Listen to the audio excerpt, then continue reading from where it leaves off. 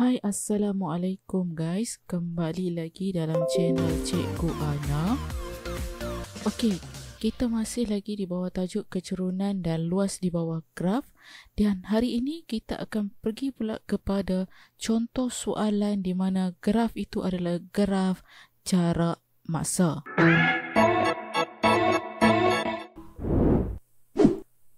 Okey, baik. Terus kita pergi kepada contoh 1.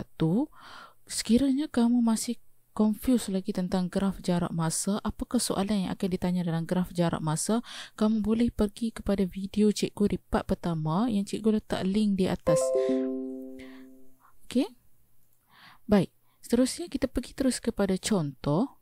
Dalam contoh ni diberi graf jarak lawan masa. So, dalam rajah graf masa menunjukkan pergerakan sebuah kereta dalam tempoh 3 jam. Nyatakan tempoh masa dalam minit kereta itu berhenti rehat. Baik, di sini cikgu akan ceritakan sedikit kepada kamu tentang apa pula yang diceritakan tentang graf jarak masa. Dalam graf jarak masa ni, di kolom ini, di paksi ini, dia menentukan jarak perjalanan kita. Maksudnya, kita mula daripada jarak 140 km, kita sampai ke jarak 200 km, kita akan berhenti rehat di sini. Jadi di sini kita tak boleh kira laju seragam. Di sini tak ada konsep laju seragam kerana graf di sini menghitung atau menceritakan tentang jarak kita saja. Jadi selalunya kalau graf ni straight macam ni, ini menunjukkan bahawa kenderaan itu atau apa-apa objek dia sedang berhenti rehat.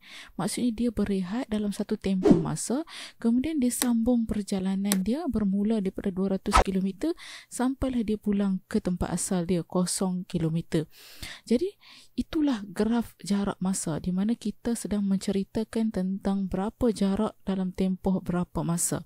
Jadi untuk soalan yang pertama, untuk contoh yang pertama kali ini, cikgu akan menceritakan tentang bagaimana untuk kita mencari tempoh masa sekiranya sesuatu kereta atau kenderaan atau objek atau zarah berhenti rehat. So, kalau kamu tengok pada soalan, dia hanya minta tempoh masa. Okey, tempoh masa.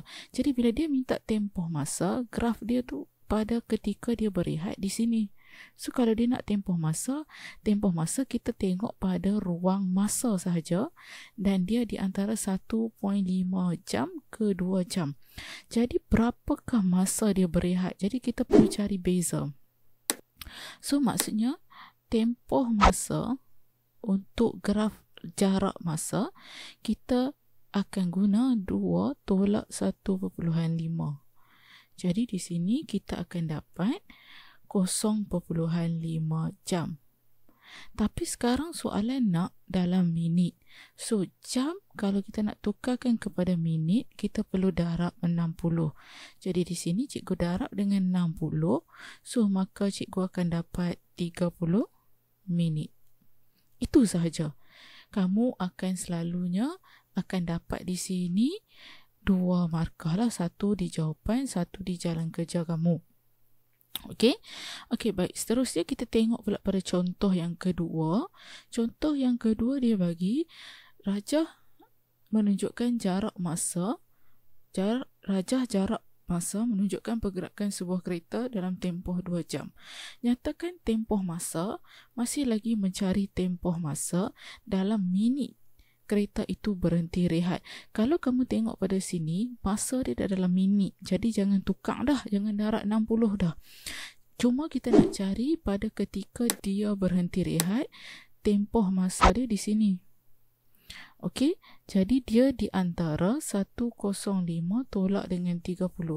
So di sini untuk mencari tempoh masa sama dengan 105 tolak 30. So, kita akan dapat 75 minit. Okey? So, itu sahaja guys. Senang saja. Dalam graf jarak masa ni selalunya dia suka tanya tempoh masa ketika sesuatu kenderaan atau sesuatu objek itu berhenti rehat. Okey? So, kita jumpa lagi untuk video yang seterusnya. Bye and Assalamualaikum.